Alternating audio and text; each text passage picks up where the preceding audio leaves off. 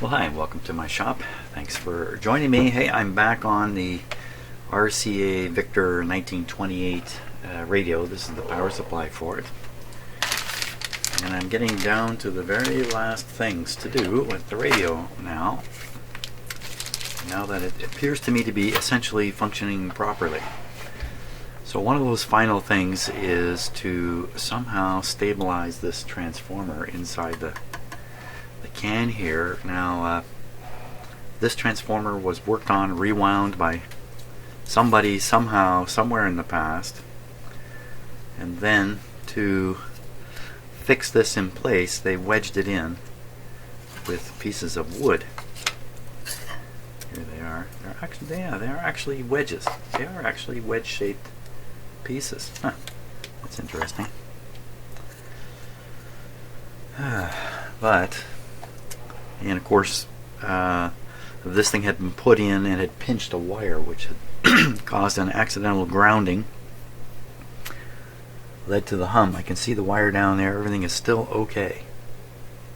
I can also see there's a piece of wood. Let's get the close-up camera going here. I hadn't noticed this before. So first I'm going to examine the situation very carefully. And then before I start coming to conclusions about how to fix this up. So we'll look down, way down there. So you can see the piece of wood there. So the whole transformer is sitting on a piece of wood. It doesn't protrude out this way.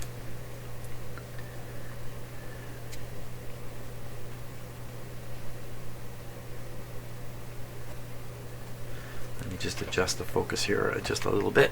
Just hold on there. Hold on, isn't that Babalooey?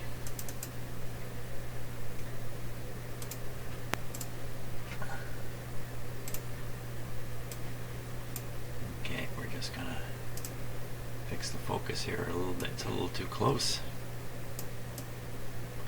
Put it like that. Take another look.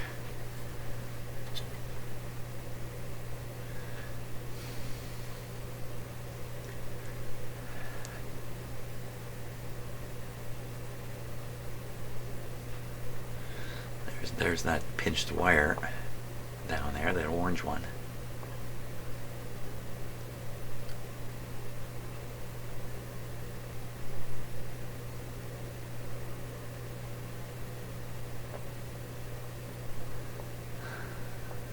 There's nothing on the inside of the can, of course. There's nothing. Now, originally, this was probably full of black compound. It's pretty clean inside this can now, but you know what? I can see with my own eyes. Oh, wait a minute. Now I'm not looking at the can. At the bottom, I'm looking actually at the top of this. I'm looking at the top of this because the can is actually almost entirely open at the bottom. I thought the can kind of bent around and the can had a bottom to it. If we look at what did I do with the top part of the can here?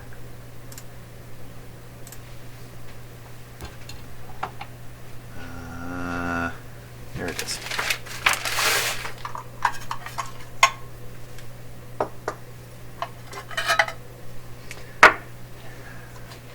So that's the top part. Fits inside here. See, that doesn't look like it ever had any compound in it. These.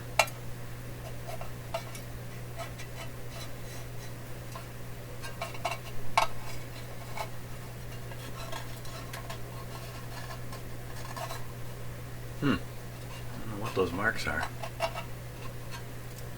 It looks like solder.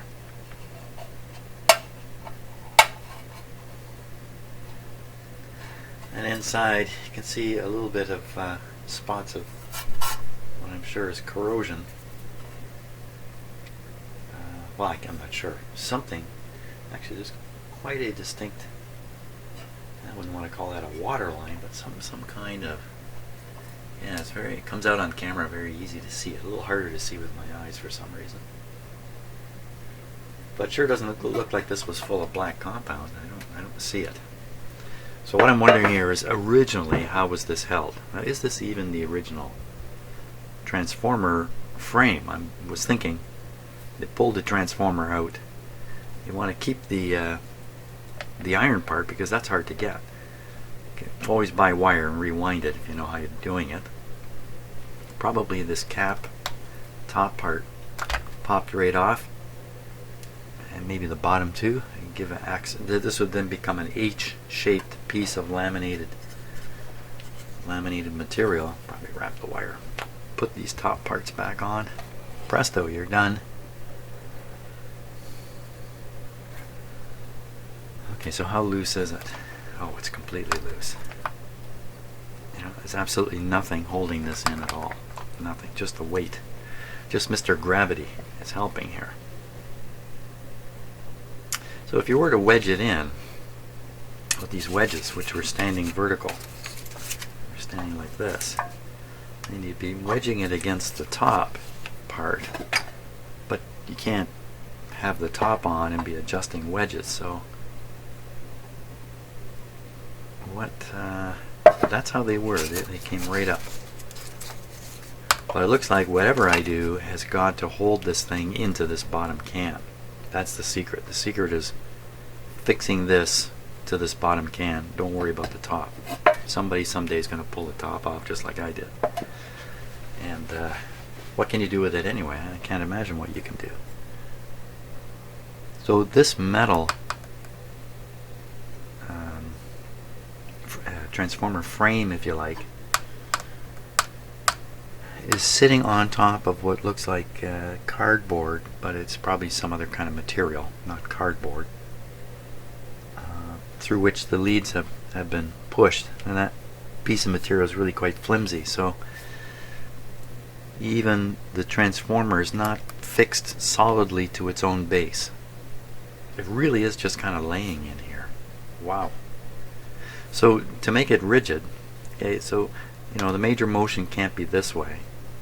It's going to be this way. But the easiest way to fix it is to fix it from the sides, just like the person had done. They put these wedges in. But it has a little tendency to move this way anyway. So it really needs something that'll fit, I think, like a thick C-shaped that would go in here. And grab this way and fill up the space here.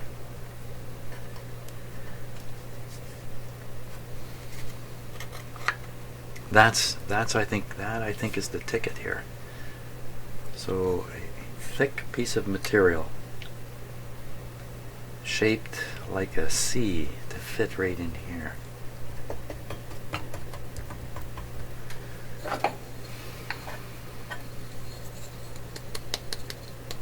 How do I make that? Do I make that out of one piece of wood cut to shape? Do I make it out of wood?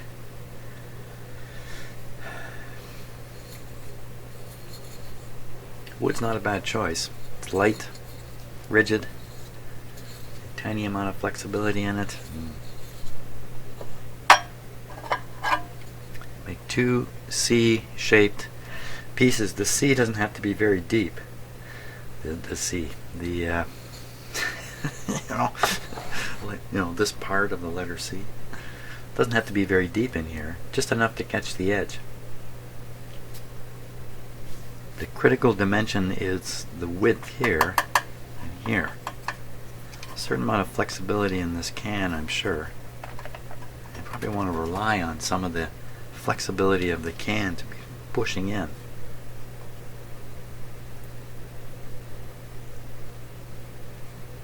See, the top fits inside. So if I were to distort this a little bit, because I've wedged in some wood, in like this, it's pushing this out a little bit. It would have to go along. It's going out. That's okay. It would just fit in better. Okay, C-shaped piece of wood. Of course, I don't have anything exactly like that. Or chunk of some kind of other material. What other material could possibly go in there and do that. What do I have that's already perfectly shaped? Oh my gosh, nothing like that.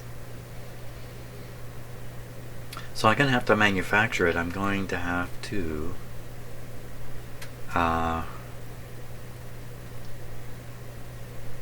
so a couple other thoughts just came to mind. In terms of building up the rigidity in here and me successfully cutting two C-shaped pieces of wood that magically fit perfectly in here and do everything just right, that's not very likely. These wedge things are kind of neat.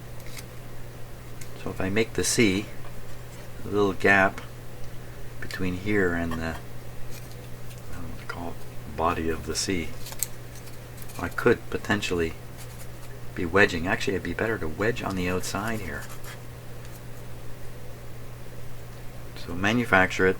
If it's a little small, wedge it, push it in tighter.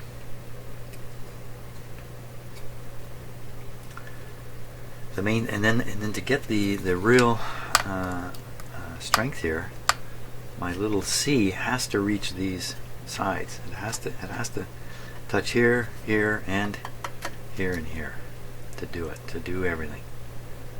I can't make a little C that just comes out to here because it's still going to do this. I got to make it out to here.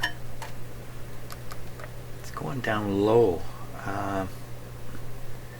You know, it's like holding onto the bottom of a flagpole here. It's a little difficult because of the leverages involved. And what am I up against? What is likely to happen to this? Is it likely to ever be turned right upside down? Well, I did quite a few times, didn't I, while I was working on it?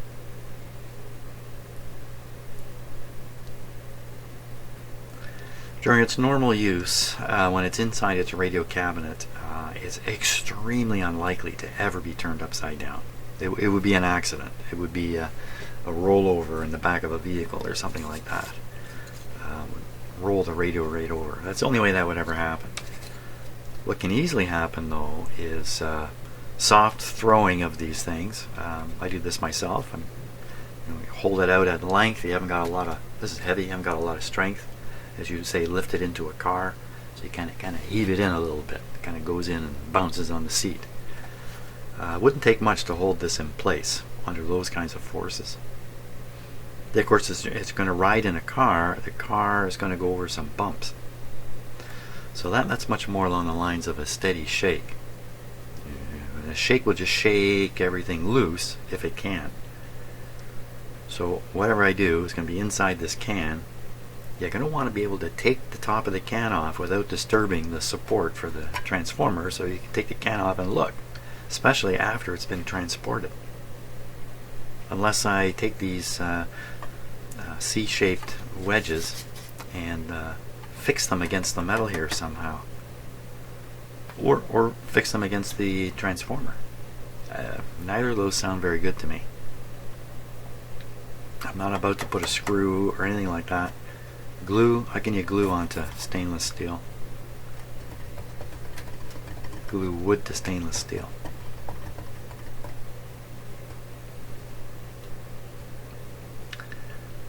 What about I've got a lot of really kind of strong, it's not styrofoam, it's some other styrofoam-like foam packaging material, but it's actually really,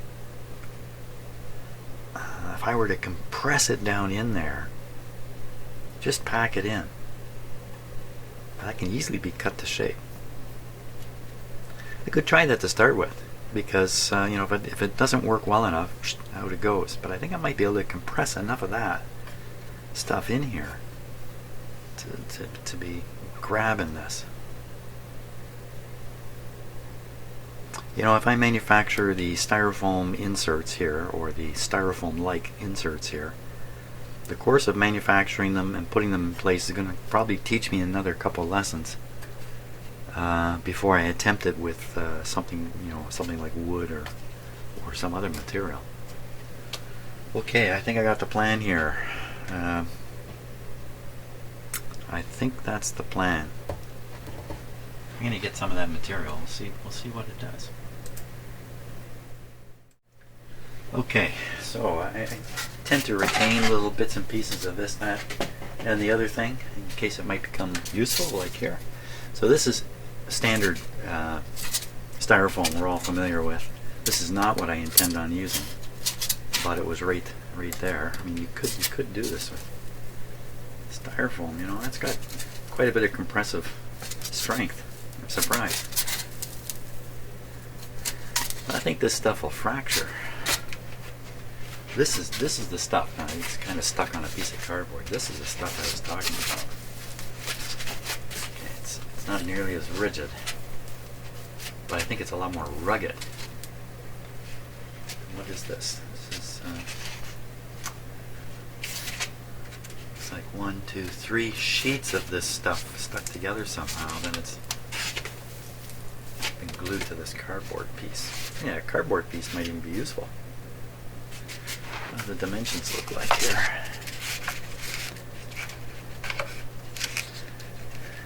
It's just about right. If I cut a C,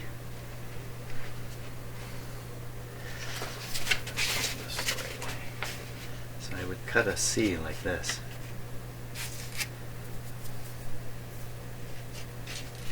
How do you do that? I've got a lot of this, so I can make many versions of it.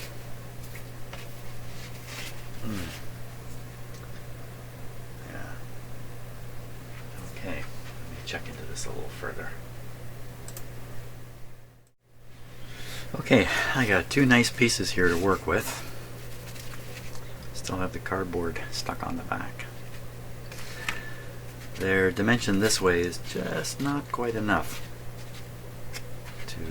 to reach this wall as it has to. So I'm going to have to work with it this way, which is fine. You know, I almost think it takes quite a bit of force there. So I could cut this the right size, cut the 2 of them, and just jam them in there at that point. Just jam them down in there. They can only come up so high before they would start interfering with this going on. What's holding this on anyway?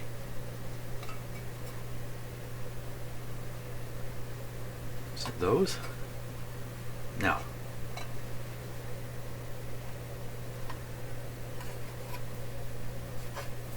I think it's just sitting in there.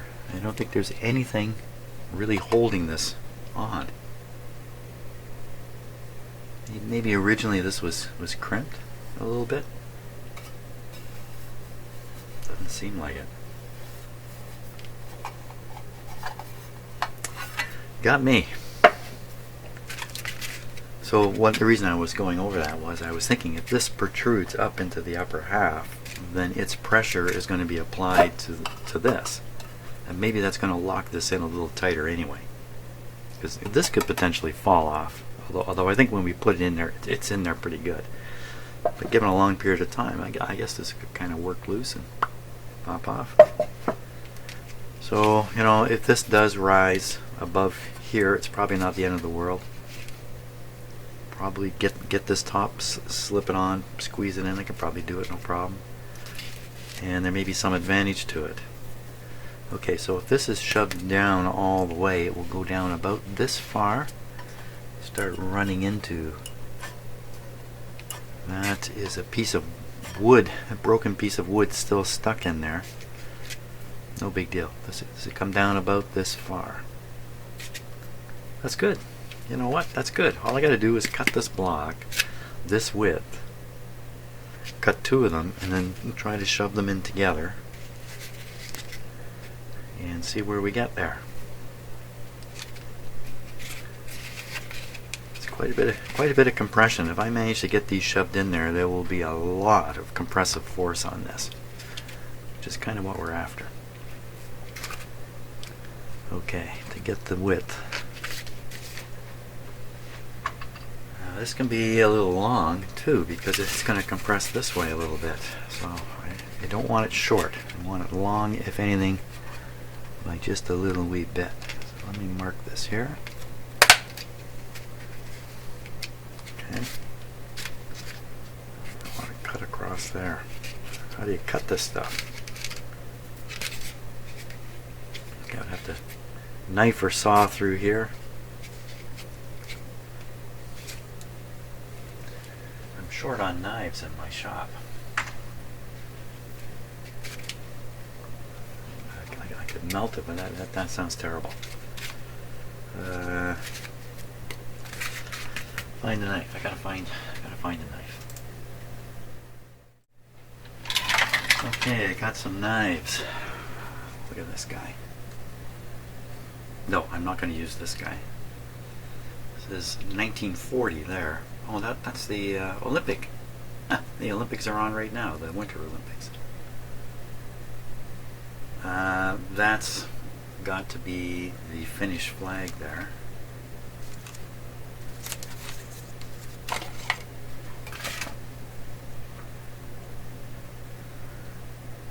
It's very decorative there. I don't know, you probably can't see it. Really? It says, I can't read that. Looks like FARRHOVOO. I don't know. It's also signed up in here. Pretty neat, eh? But I certainly won't be cutting anything with this. It's basically a family heirloom. Instead, I'm going to use this. It has a bit of a serrated edge on it. Okay, so I can make lots of these. I don't have to worry about messing it up. And oh yeah, I marked it, didn't I? Yeah, let's just double check. That's going to be just about right. Just cut away, I think.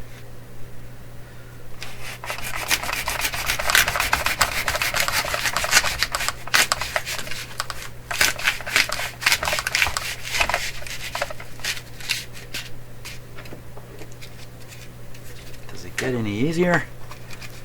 I don't think so. Now, I could put it this way. No, I could put it this way. No, it has to be that C shape. I have to either I let the compression solve the C shape. Let's see what happens. Now, when I'm going to put one of these in, it's going to push this transformer right over here. So maybe I can get some idea of the difficulty here. The difficulty is gigantic. The cardboard's not helping much. Trim back the cardboard or get rid of it entirely. How is it helping?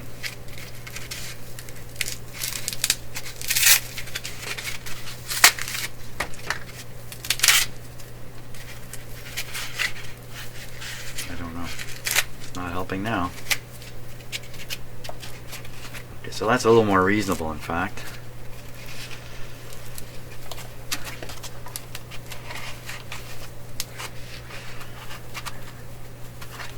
Need to do both sides at once. Oh, if I cut that right down the middle, would I? No, I don't think so. You can get that very straight. A bit of a little wider at the top than the bottom. That might be helpful. Now we'll do this one the very same.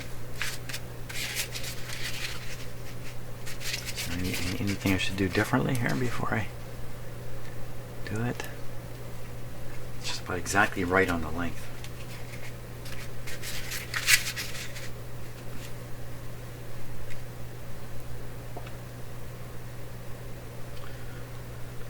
Which length? The longer length or the shorter length? The shorter length is just about perfect.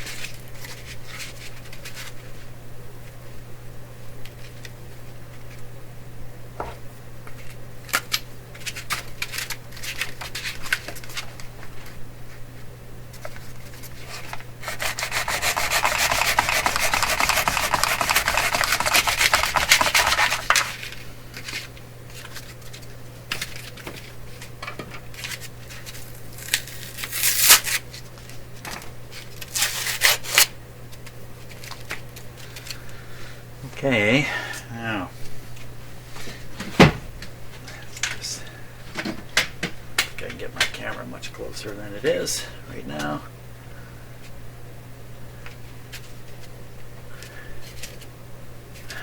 So I think the first stage is just to get these corners and that tucked inside a little bit. Try to figure out how to do this.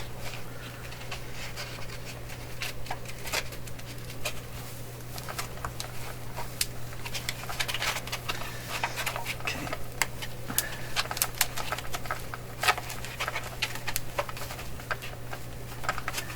That's definitely tough. This is not going to be easy. Okay, I got that one started. Now this one here. One thing's, yeah, this will be held so rigidly by this stuff by the time I get this done.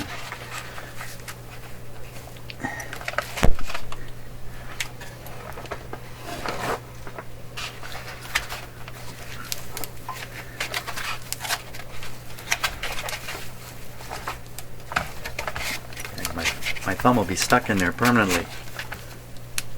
You know what? It's too much. It's too much compression. I have to compress this almost half the way. Wow. What if I get one in and then jam the other one in? What if I put one in full and then trim the other one to fit? This gap is quite a bit smaller than this gap. But put one in, it's going to push the transformer a little bit to make room. And a little bit won't hurt. And then it's a question of pushing it all back after. Okay, so there's one in there. Yeah, so now the gap is quite a bit smaller. So I'm going to trim away some of this as per my original plan, and then try to slide that down in.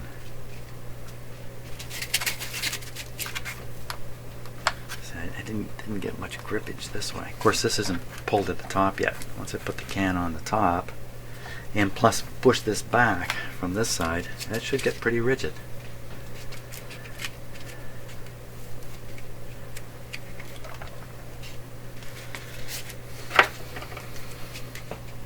I might need to trim this one the same way. Make a little slot for it. This has to be fairly tight fitting too, so.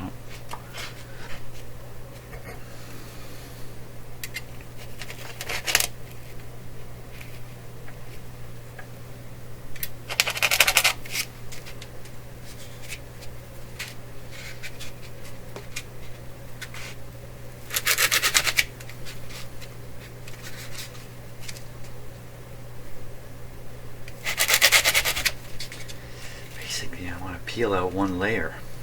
There's 3 layers here. Maybe I can peel one layer out. Can you separate this? It doesn't look like it.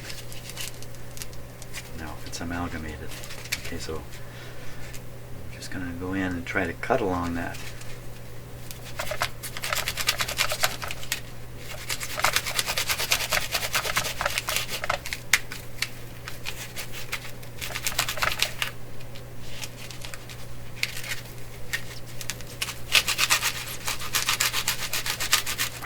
A lot easier than working with wood. Okay, now that's not in the middle, is it? And this isn't either. This is just a little bit towards the back.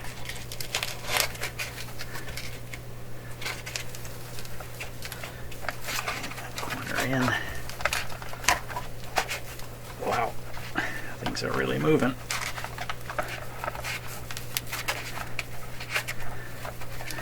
Catching any wires? Nope. Down you go.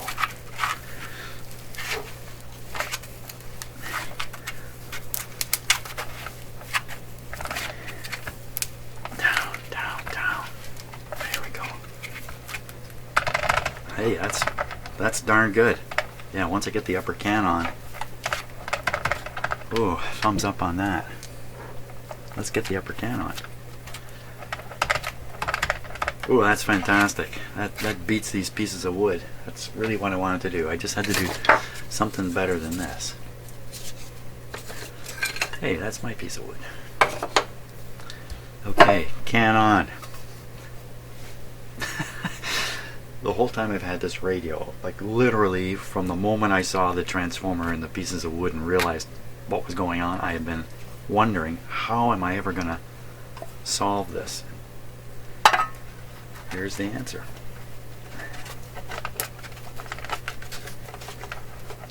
I'm going to solve it with that big piece of styrofoam here.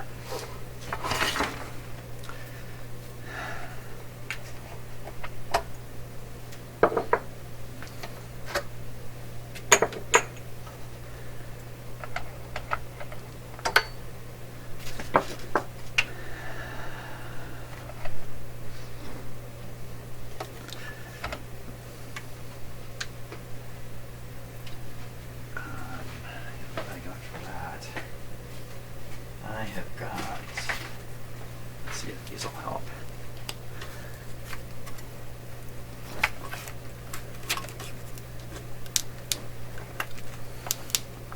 Just get up in there a little bit.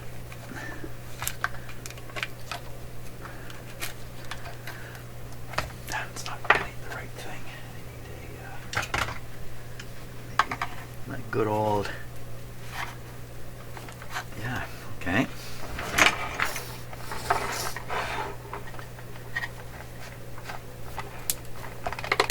Some of you might be saying, oh, you're putting styrofoam into here. Isn't that a fire hazard? Well, not really. Okay. That's my answer. My answer is not really. Okay. Now we don't want this to pinch the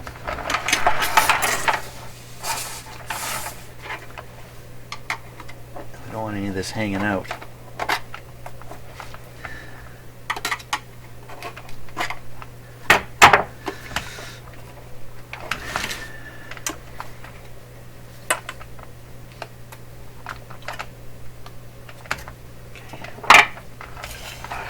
Looks like it's hung up right here. There we go.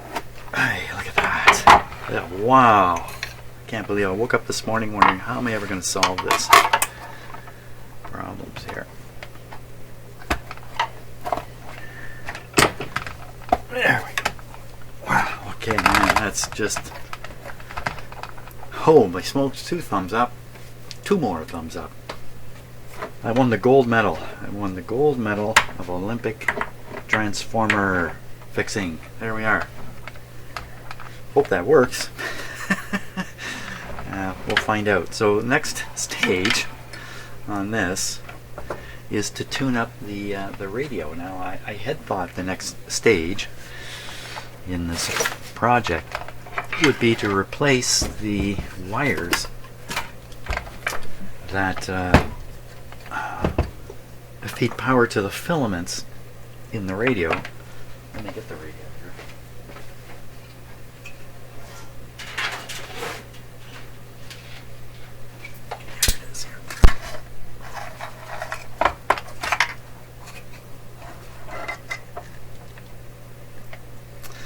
So the whole time I've had this radio, I've been steeling myself to replace these heater wires, which are actually laid in here really nicely.